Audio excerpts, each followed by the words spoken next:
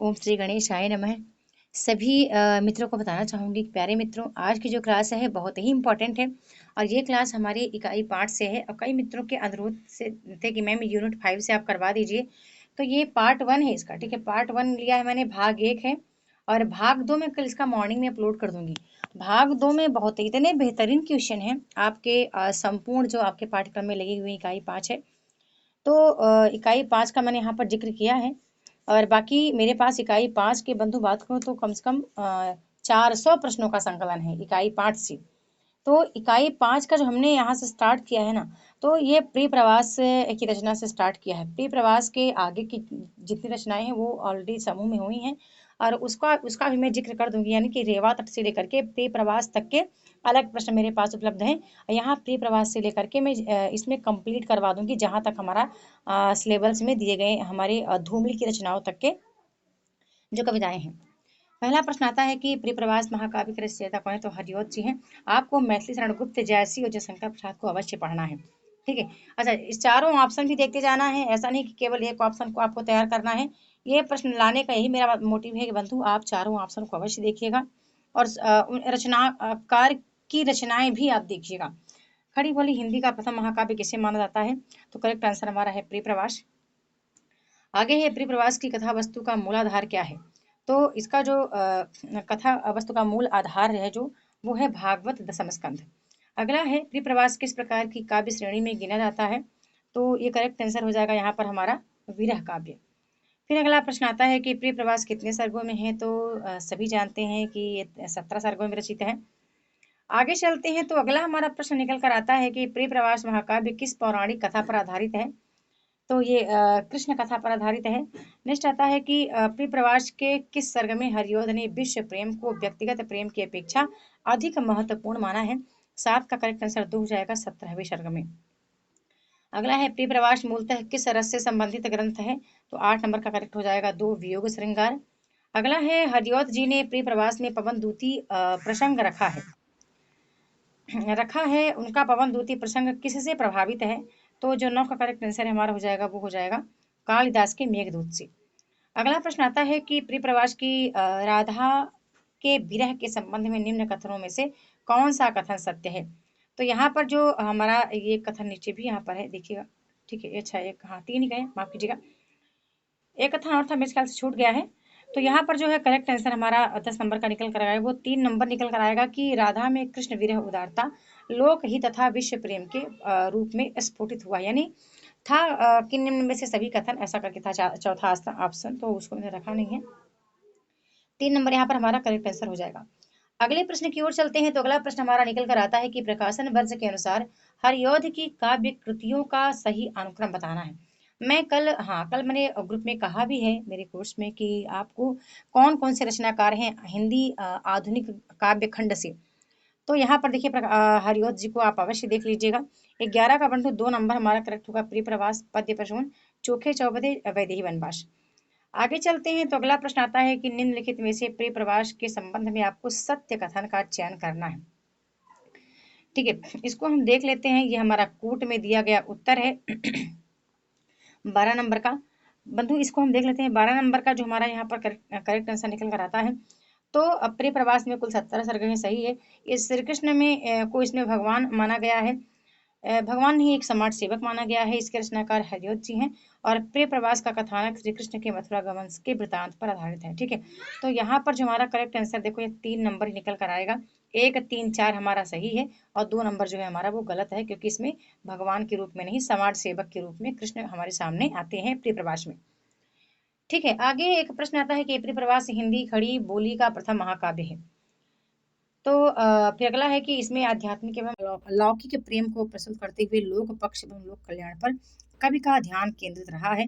उक्त स्थापना उत्तर को ध्यान पूर्वक पढ़कर हमें सही उत्तर का चयन करना है।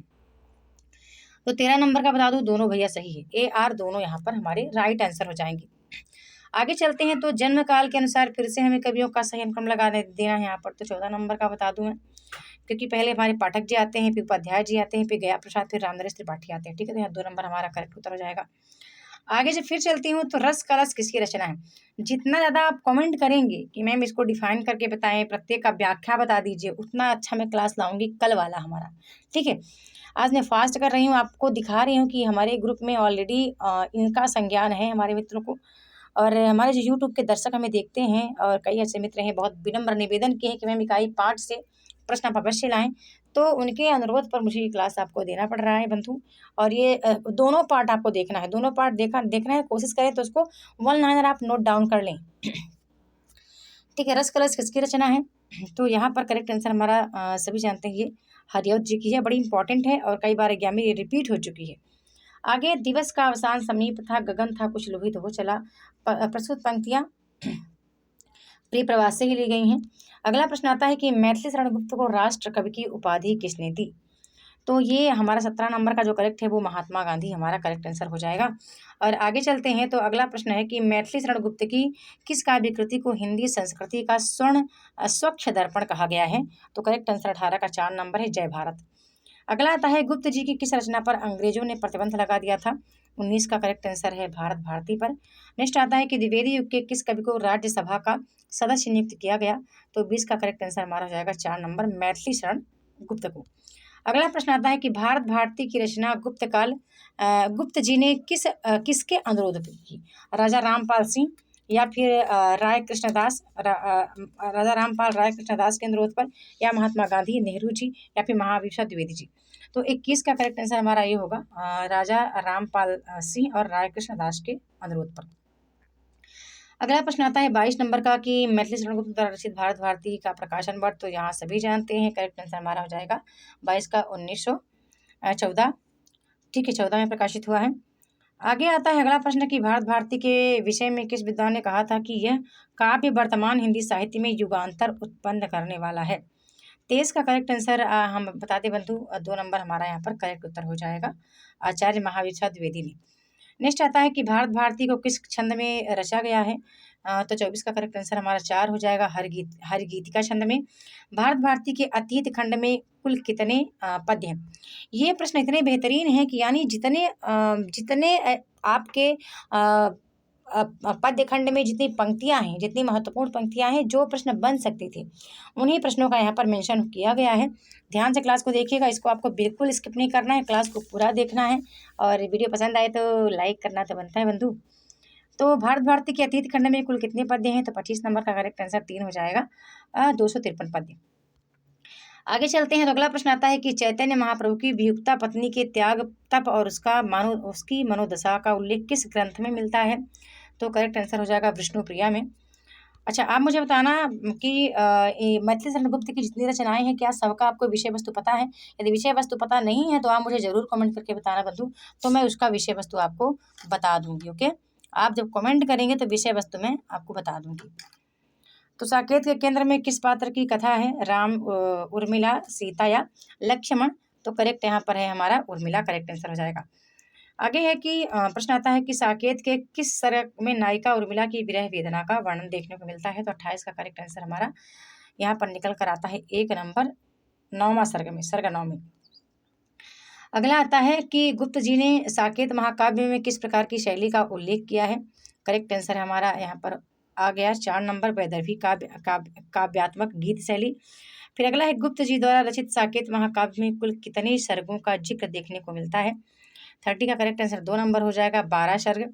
अगला प्रश्न है कि साकेत कृति का प्रकाशन वर्ष बताना है, तो यहाँ पर 31 नंबर का हमारा आंसर जो है वो 1 है, 1931। अगला है साकेत का भी रचना की मूलाधार पौराणिक कथा कौन सी है, 32 का हमारा जो करेक्ट आंसर हो जाएगा 1 नंबर, राम कथा। अगला आता है प्रश्न हमारा कि वेदने तू भी भली बनी, पाई मैंने आज तुझी में अपनी चाह घनी, प्रस्तुत पंक्तियों के रचयिता का नाम बताना है।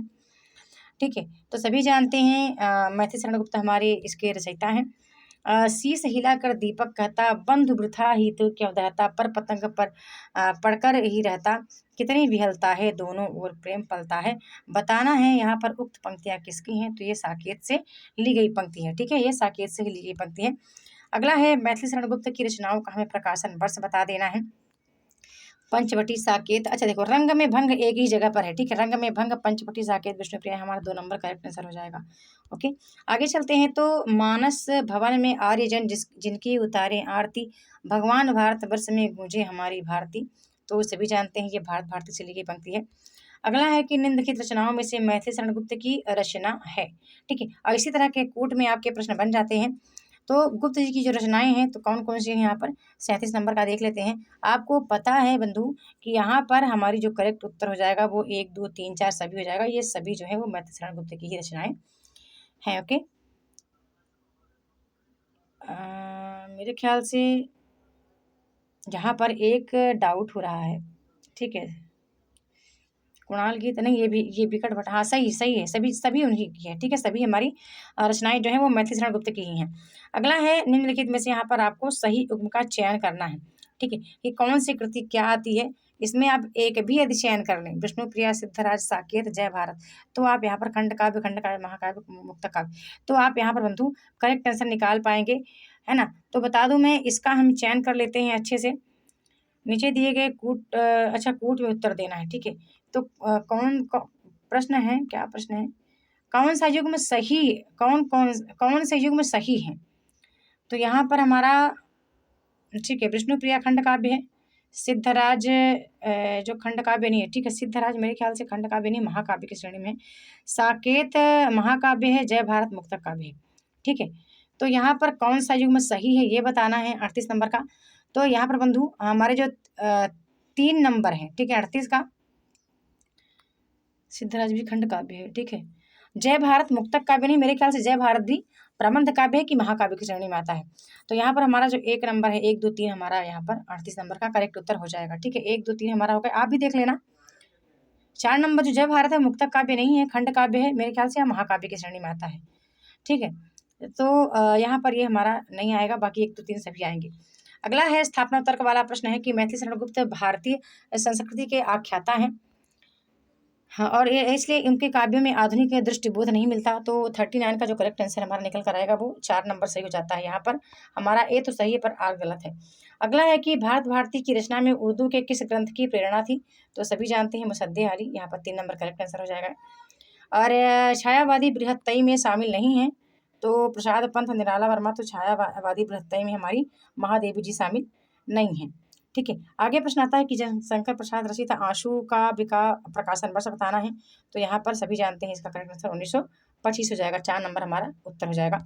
अगला है आशु के काव्य के प्रथम संस्करण में छंदों की संख्या क्या थी।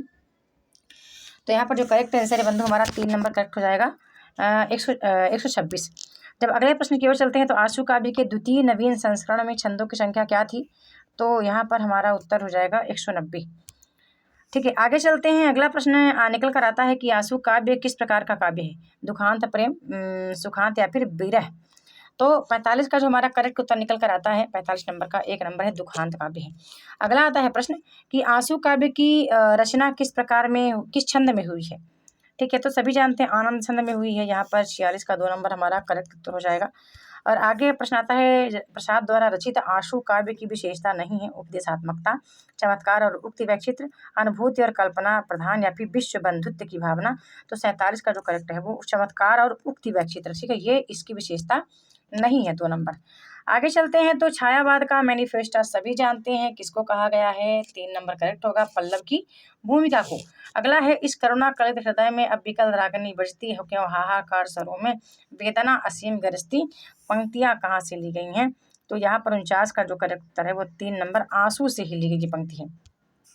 अगला आता है जयशंकर प्रसाद कृत उर्वशी किस, ध्यान से देखिएगा, पूरा क्रम से प्रश्न है, आप सिलेबस से लेके बैठो, आप सिलेबस को एक बार आप देख लो तब बैठो इन प्रश्नों को करने के लिए। तो जयशंकर प्रसाद कृत उर्वशी किस विधा की रचना है।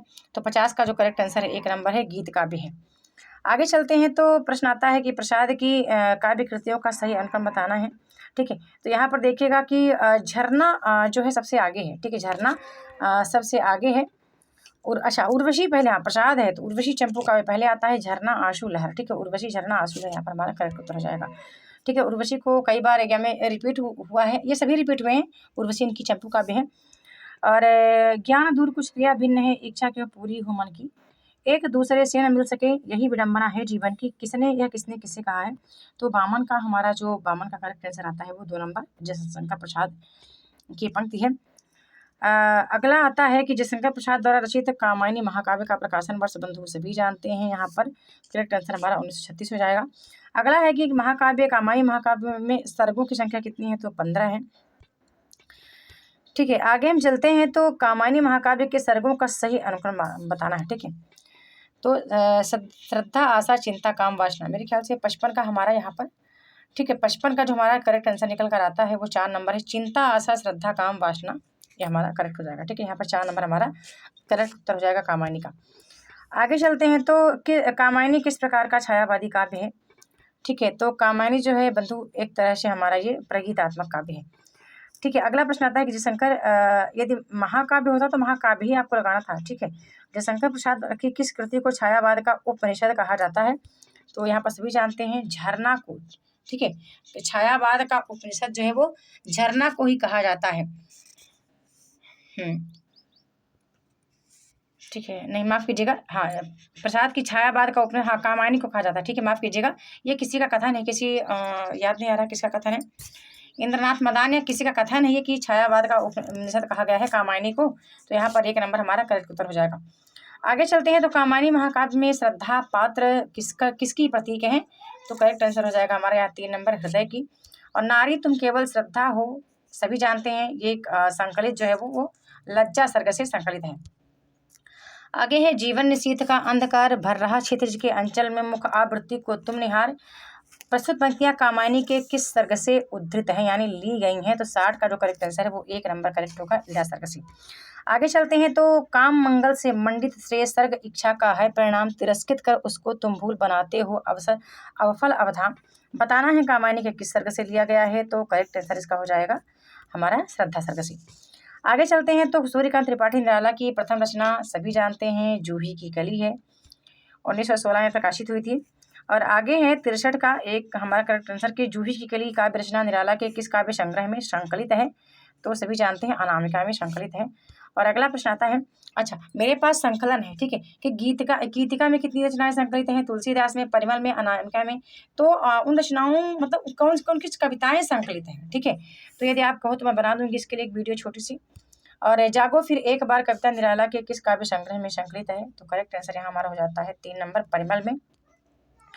आगे सरोज स्मृति किस काव्य संग्रह में संकलित है? सभी जानते हैं, यहाँ पर करेक्ट आंसर हमारा हो जाएगा गीतिका। फिर प्रश्न आता है फिर हमारा सरोज स्मृति मेरे ख्याल से अनामिका में संकलित है, मैं थोड़ा सा डाउट में हूँ 65 नंबर का। ठीक है, 65 नंबर का सरोज स्मृति मेरे ख्याल से यार मैं थोड़ा सा भी भूल रही हूँ। ठीक है, अनामिका में है मेरे ख्याल से सरोज स्मृति, गीतिका में नहीं, माफ़ कीजिएगा, देख लूँगी, मैं थोड़ा सा मैं भूल रही हूँ। ओके, आगे चलते हैं तो राम की शक्ति पूजा कविता किस काव्य संग्रह में संकलित है? तो यहाँ पर आपको पता है ये जो है 66 का हमारे किस काव्य संग्रह में, ठीक है, बात हो रही काव्य संग्रह की, ओके, कविता की बात नहीं हो रही है। 66 का यहाँ पर करेक्ट आंसर हो जाएगा हमारा 1 नंबर, ठीक है, अनामिका में संकलित है। और आगे चलते हैं बंधु, तो अगला प्रश्न फिर हमारा निकल कर आता है कि कुकुरमुत्ता कवि निराला के किस काव्य संग्रह में संकलित है? सभी जानते हैं परिमल में संकलित है। अगला प्रश्न आता है कि बांधो ना नाव इष्ठाओ बंधु कविता किस काव्य संग्रह में संकलित है? तो करेक्ट आंसर हमारा यहाँ पर हो जाएगा 2 नंबर अर्चना काव्य संग्रह में। अगला है निर्दय उस नायक ने निपट नुटराई की झोंकों की झाड़ियों पे सुंदर सुकुमार देह सारी झक छोड़ डाली, सभी जानते हैं जूही की कली से ली गई ये पंक्ति है। अगला है कि निम्नलिखित में से निराला की कविताएं हैं, ठीक है, कुकुरमुत्ता, राम की शक्ति पूजा, जूही की कली, नौका विहार। तो कविताएं बताना है निराला की कौन कौन सी हैं? तो 1 2 3 सभी जानते हैं, नौका विहार जो है वो निराला की नहीं है, तो ये पंत जी की पंक्ति, ओके, पंत जी की कविता है। कलर खत्म हो गया, नहीं मेरे पास, चल आगे चलते हैं। प्रश्न देखना है, यहाँ पे सुमेलित करना है। अबे सुनबे गुलाब, दुख के डर के अज्ञात जटिलताओं का कर अनुमान, फिर सोचा मेरे पूर्व। अच्छा यार ये तो ऐसे ऐसे करके दिया है, ठीक है, यहाँ पंक्तियाँ हैं तो कुकुरमुत्ता से ली गई है अबे सुनबे गुलाब, ठीक है। और एक बार बस नाच तू श्यामा, फिर सोचा मेरे पूर्व गण गुजरे की सराह वही शोभन की, ठीक है, इसको मैं देख लेती हूँ 71 नंबर का। अच्छा है, कामायनी, सरोज स्मृति और कुकुरमुत्ता, श्यामा और लहर है। अच्छा ऐसे दिया रे बाबा, इसको तो मिलाना थोड़ा मुश्किल है मेरे ख्याल से। ठीक है, एक देख लेती हूँ, अबे सुन रे गुलाब, ए का हम देखते हैं किधर जाता है। ए का कुकुरमुत्ता यानी 1 नंबर। ए का 1 नंबर केवल 4 नंबर पे है। ठीक है, ए का 1 नंबर केवल 4 नंबर पे है, बाकी कहीं पे नहीं है, तो हमारा 4 नंबर यहाँ पर ये करेक्ट आंसर हो जाएगा। ठीक है, ये हमारा करेक्ट हो जाएगा। जिनके पास पीडीएफ जाएगा भाई देख लेना आप एक बार। और आगे चलते हैं। माँ की कुल शिक्षा मैंने दी, सभी जानते हैं, ये सरोज स्मृति से दी गई पंक्ति है। अगला है, निम्नलिखित पंक्तियां किस कवि की हैं कि क्या कहा मैंने अपना खंडन करता हूँ। ठीक है तो मैं अपना खंडन करता हूँ, मैं विराट हूँ, मैं समूहों को समाये हूँ। 73 नंबर का जो करेक्ट है वो हमारा यहाँ पर निराला जी की ये पंक्ति है। अगली पंक्ति आती है, गीत गुंज किस कवि की रचना है। तो 74 का करेक्ट आंसर हमारा निकल कर आता है 2 नंबर का, सूर्यकांत त्रिपाठी निराला की है। और अगला प्रश्न आता है निकल करके यहाँ पे स्थापना तर्क में दिया गया है कि छायावाद के संबंध में मान्यता है कि किस कविता के। अरे यार मत करो, माफ कीजिएगा। अगला प्रश्न आता है कि छायावाद के संबंध में मान्यता है कि किसी सब। अरे वो जाओगे बेटा, फिर वहां जाना, थोड़ा चिपक रहती है, ये देखो। ठीक है, माफ कीजिएगा। अरे यार वंशिका बहुत परेशान करती है। छायावाद के संबंध में मान्यता है कि किसी कविता के भावों की छाया यदि कहीं अन्यत्र जाकर पड़े तो उसे छायावादी कविता कहना चाहिए। और तर्क है कि क्योंकि छायावादी कविता अन्योक्ति से अधिक नहीं। ठीक है, तो 75 का जो हमारा ये करेक्ट आंसर निकल कर आता है बंधु, वो ए और आर दोनों सही है। ठीक है, यहाँ पर हमारा 4 नंबर करेक्ट उत्तर हो जाएगा। अगला है, हिंदी कविता में स्वच्छंद छंद रचना का सूत्रपात करने वाला कवि था कौन। तो 76 नंबर का जो करेक्ट है वो यहाँ पर हमारा 4 नंबर करेक्ट हो जाएगा। आपको पता है निराला जी स्वच्छंद में लिखे हैं, जैसे कि सरोज स्मृति हो गई, जूही की कली हो गई। ठीक है, जैसे कि कुकुरमुत्ता हो गया। निराला की किस कृति में उनके व्यक्तित्व जीवन का सत्य मुखरित होता है। तो यहाँ पर सरोज स्मृति हमारा करेक्ट आंसर है। अगला प्रश्न आता है कि किस पत्रिका में जूही की कली को छापने से यह कहकर मना कर दिया कि कविता अश्लील है। तो सभी जानते हैं सरस्वती पत्रिका है। नेक्स्ट आता है कि राम की शक्ति पूजा का कथानक आधारित है किस पर। कृतवास रामायण पर। अगला है, निराला की वह रचना जो पूंजीपतियों पर तीखा व्यंग करती है। 80 नंबर का हमारा 1 नंबर करेक्ट हो जाएगा, कुकुरमुत्ता है। और अगला है, निराला रचित प्रसिद्ध शोक गीत है। तो सभी जानते हैं सरोज स्मृति इनकी शोक गीत है। अगला प्रश्न आता है कि निम्नलिखित काव्य संकलन में पंत का छायावादी काव्य नहीं है। तो जो छायावादी काव्य इनकी नहीं, ऐसे प्रश्न अवश्य बनते हैं। ठीक है, ऐसे प्रश्न बनेंगे तो यहाँ पर उत्तरा जो है इनकी छायावादी रचना नहीं है। अगला है, अरविंद दर्शन का प्रभाव निम्न में से किसके काव्य पर दिखाई पड़ता है। तो 83 का करेक्ट आंसर हमारा यहाँ पर हो जाता है 3 नंबर पंत पर। अगला प्रश्न आता है कि पंत को उनकी किस काव्य कृति पर भारतीय ज्ञानपीठ पुरस्कार मिला था। तो 84 का जो है वो 3 नंबर हो जाता है हमारा, चिदम्बरा। फिर प्रश्न आता है, कवि पंत प्रकृति चित्रण के लिए प्रसिद्ध हैं, उन्होंने अधिकांशतः प्रकृति का चित्रण किया है। तो 85 का हमारा 2 नंबर है, आलम्बन रूप में। नेक्स्ट आता है कि सुमित्रानंदन पंत प्रकृति के सुकुमार कवि कहे जाते हैं, उनकी किस कृति पर उन्हें साहित्य अकादमी पुरस्कार मिला। तो सभी को पता है 86 नंबर का जो आंसर है वो 1 नंबर है, कला और बूढ़ा चांद पर। अगला प्रश्न आता है, ठीक है, लोकायतन पर बताइएगा उन्हें कौन सा पुरस्कार मिला था। मैं थोड़ा सा डाउट में हूँ, लोकायतन या कला और बूढ़ा चांद, मैं थोड़ा सा डाउट में हूँ बंधु इसमें। 86 नंबर में मैं थोड़ा सा डाउट में हूँ। ठीक है, पर कला और बूढ़ा चाँद पर ही उन्हें साहित्य अकादमी पुरस्कार मिला था। लोकायतन पर मेरे ख्याल से कोई दूसरा पुरस्कार, ज्ञानपीठ पुरस्कार मिला था। ठीक है, मैं थोड़ा डाउट में हूँ, पर ए नंबर ही हमारे यहाँ पर करेक्ट उत्तर हो जाएगा। निम्नलिखित में से कौन सा कथन सुमेलित नहीं है। अरे बाबा रे, ये तो फिर आ गया सुमेलित करने के लिए। अच्छा, सुमेलित यानी सही नहीं है। ओके, प्रश्न है कि ग्रंथी पंत की रचना है, झरना जयशंकर प्रसाद की रचना है, प्रताप पत्रिका का संपादन कार्य माखनलाल चतुर्वेदी ने किया है, जागो फिर एक बार कविता दिनकर की। तो यहाँ पर आप देख रहे हैं जो हमारा 87 का करेक्ट आंसर निकल कर आता है वो 4 नंबर है कि जागो फिर एक बार जो है दिनकर की है। ये तो गलत हो गया है ना।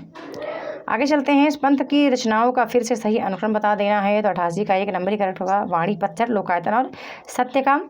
नेक्स्ट आता है, फिर बाबा सुमेलित करने के लिए आ गया, पुष्प की अभिलाषा, दीप शिखा, साकेत, कामायनी। यहाँ पर आप 1 2 भी पहचान रहे हैं तो आप राइट आंसर कर पाएंगे। कामायनी प्रसाद जी के पास ले जाना है, फिर दीप शिखा ले जाना है कहाँ पर, महादेवी जी के पास, और मैथिली को साकेत, अभिलाषा यहाँ पर माखनलाल पे। ठीक है, तो ये हो गया हमारा राइट आंसर।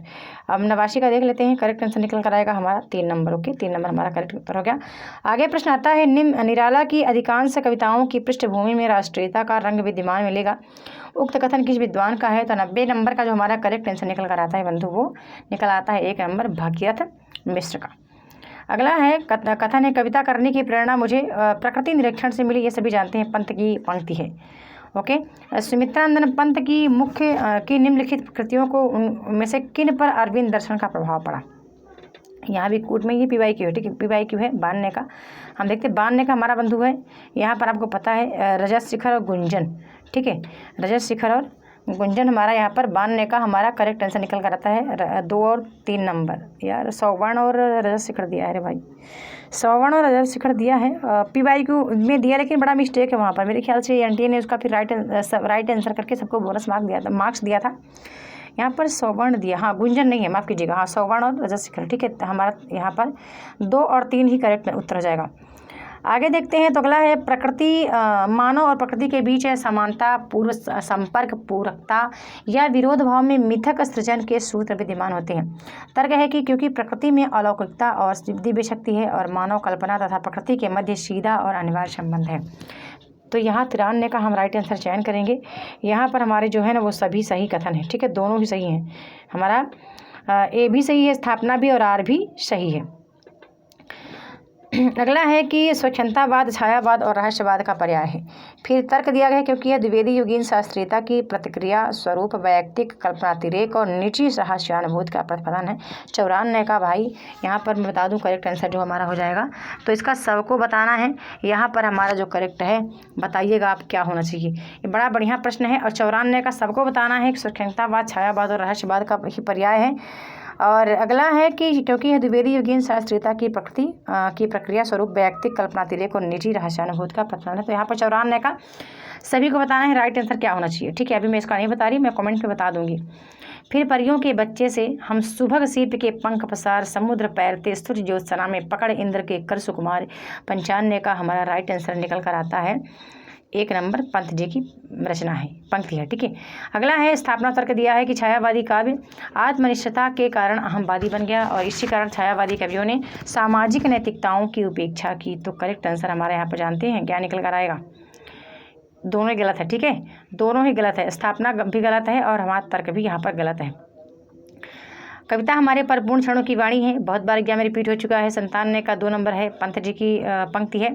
एक आदमी रोटी बेलता है भाई, सभी को पता है, ये धूमिल की पंक्ति है, ठीक है। यहाँ पर हमारा जो करेक्ट आंसर निकल कर आएगा, ठीक है, 98 का, तो करेक्ट आंसर ये धूमिल की पंक्ति हो जाती है। और कल हम इकाई 5 से धूमिल की जितनी रचनाएं हैं उन कुछ रचनाओं का हम भावार्थ भी देखने वाले हैं। ज्ञानपीठ पुरस्कार से जो साहित्यकार हमारे पुरस्कारित किए गए हैं उनका सही अनुक्रम बताना है साहित्यकारों का। 99 का यहाँ पर हमारे पंत जी हैं, रामधारी जी हैं और नरेश जी हैं, महादेवी जी हैं। आगे एक अंतिम प्रश्न आता है कि पंत की काव्य रचनाओं का सही अनुक्रम बता देना है। 100 नंबर का, तो सभी जानते हैं पहले पल्लव गुंजन युगांत ग्राम्य, ठीक है। हमारे यहाँ पर करेक्ट आंसर निकल कर आता है। अब इसका पार्ट 2 जो है ना, इतना बेहतरीन प्रश्न है पार्ट 2 में, क्योंकि पार्ट 2 को देखने मात्र से लगता है कि भैया जिसने भी इसको संकलित किया है बहुत मेहनत किया है उसने। मैं आपके समक्ष प्रस्तुत कर रही हूँ क्योंकि मुझे लगता है कि आप इसको कर लेंगे तो परीक्षा में आप बहुत बढ़िया कर पाएंगे, ठीक है। चलिए मिलते हैं अपने नेक्स्ट वीडियो में पार्ट 2 में। कल मॉर्निंग में उसको अपलोड कर दूंगी। वीडियो कैसी लगी कमेंट करके मुझे बताइएगा। और बंधु अभी समय बहुत कम है, पढ़ना बहुत ज़्यादा है, तो कहीं अन्यत्र ध्यान न लगा करके केवल अपनी तैयारी पे ध्यान लगाएं। बहुत बहुत धन्यवाद।